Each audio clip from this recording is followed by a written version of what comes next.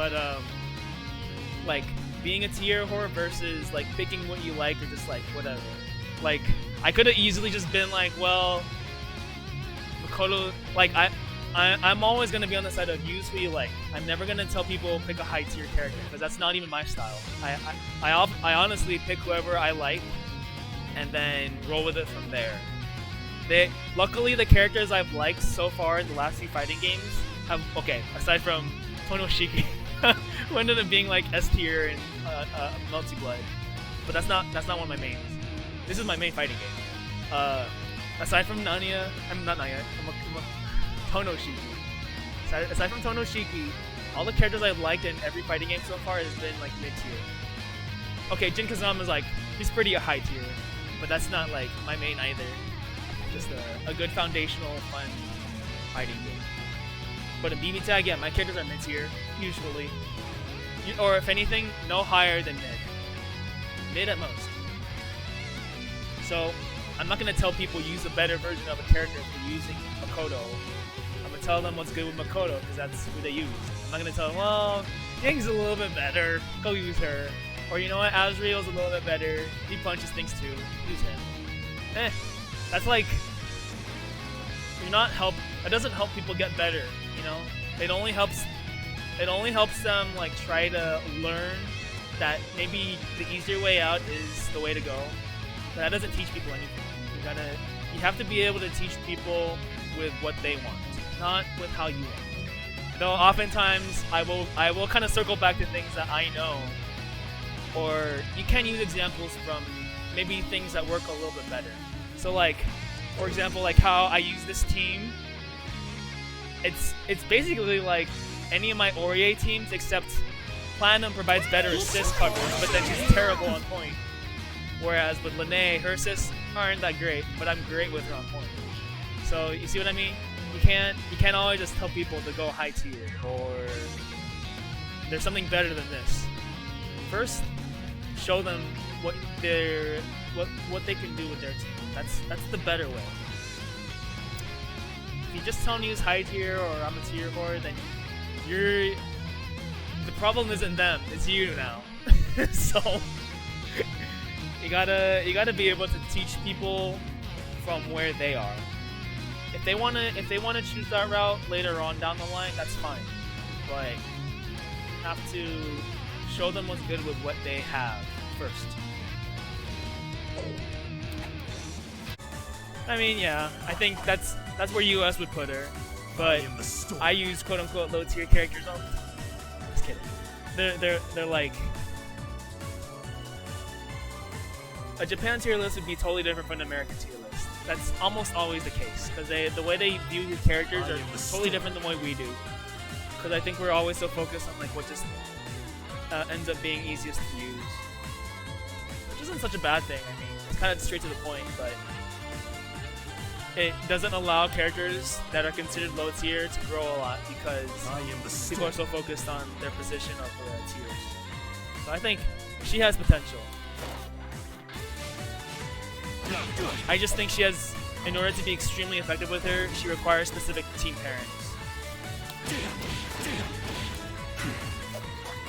Like take my teams for example, those probably aren't the best pairings, but I like the synergy, so I ignore tier lists most times. I mean, I like to see how people think of things, but I think just because she has to deal with specific pairings doesn't make her bad.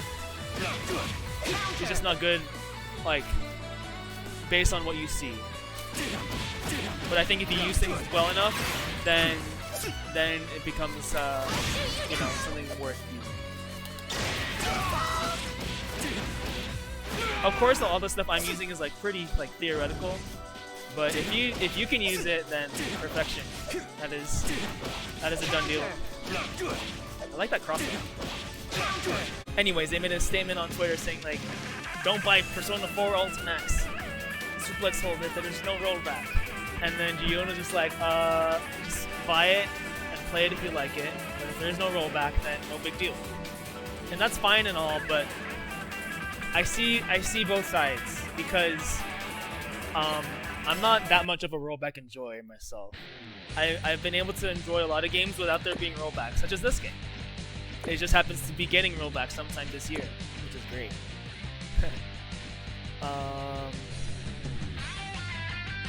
What was I saying? Yeah, I've enjoyed games without there even being Rollback ever. So Marvel 3, this game, Tatsunoko. I get that that Rollback is an important thing to have in a fighting game now. But I don't like. I think first and foremost they should deliver a good game, and I don't think Ultimax was really given a good shot at being given the opportunity to be shown off to be a really. Because I think there were a lot of games out at that time. That was like what 20. It was after 2012 because that's when Persona 4 Arena came out. So when did it come out? 2013 and 2014. Oh yeah. So yeah, online extremely important. You can't deny that. It's extremely important to a lot of people. So I think if this game is already okay for me playing the way it is right now, and it's not even on rollback, it's just gonna become like who knows how many times better on rollback. And I'm excited for that. I just hope that it can bring in newer players, and that's why I keep telling people like. In the meantime, you have to still get good now, instead of waiting for rollback to just come around and now you suddenly care. It's kind of like if, like, say your ex, or I'll say in the case, okay, we'll just say yours. I'm not gonna talk about me and my relationships. Say your ex comes back and they're a totally different person, but they haven't changed like their core problems. You're just gonna take them back just because they changed how they look.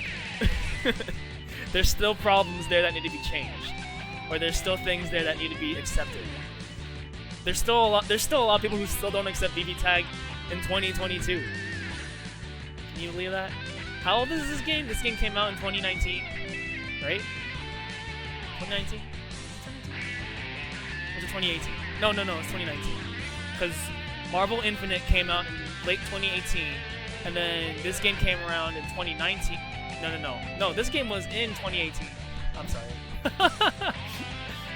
Your ex! Not my ex. I'm just making this feel real. I mean, if you're gonna get good at a fighting game, it might as well become a relationship. Don't you ever go back to like the games you really love? Yeah, 2018. Don't you ever just look back on like the fun times you had with those games? Like BB Tag is actually up there with like my main games that I have like the most fun back looking on. I think there's that. Tatsunoko and Marvel 3 are tied only because they kind of like segued into each other, and then Tekken is my third. So I'm not gonna rank them because they all have different levels of significance. But Tekken was like, it formed my mid to 2000s self. And then once Tatsunoko came around, that formed my early 2010s self. And then BB Tag formed my latter half of 2010s self, going into 2020. So now we're here. We're still playing BB Tag, and this game came out 4 years ago. I think the crazy thing about this game, though, is that it's in its very first year, it was already in the Evo. That's I mean, it even has this thing. Where is it? It's unlike very many other games because it had this going for it. This. Oh, I have a match. Oh, I have to play Tectol. Great. Now I can't mess around against them. And you know what? They might even use Ruby and Yumi, so joy to Elysis. But luckily, I'm 3-0 right now, so maybe we'll do okay. I know Tectol's really good. Oops, damn it. Let's see. I will go use my Linnea team. I'll use the Linnea team.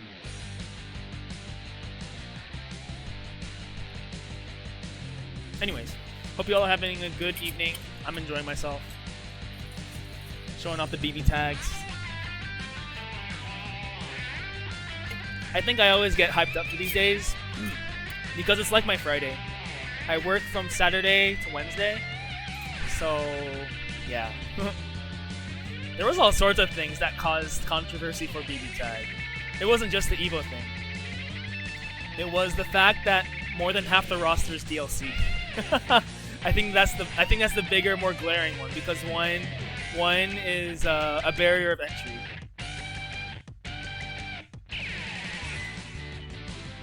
So I mean, I guess you can always swoop up this game for really cheap now. Even with the sales, or even if it's not on sale, you can just grab 2.0 and it has all the characters there. Yeah, the DLC was another thing. And then it's like layers, okay? If it weren't for the DLC, then people would complain less about having to buy all this stuff. But I think that's like I don't think that's as much of a problem. I think it's still the core problem is the mechanics of the game is still the problem for people. I mean, who cares? 5C, yeah. But it's not like that's your main Blazblue. source of damage unless you use it like all the time.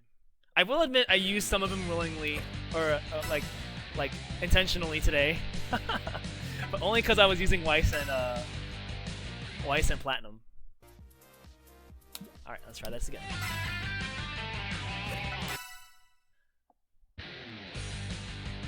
Hey, who knows? Maybe tech to the left and they're not home.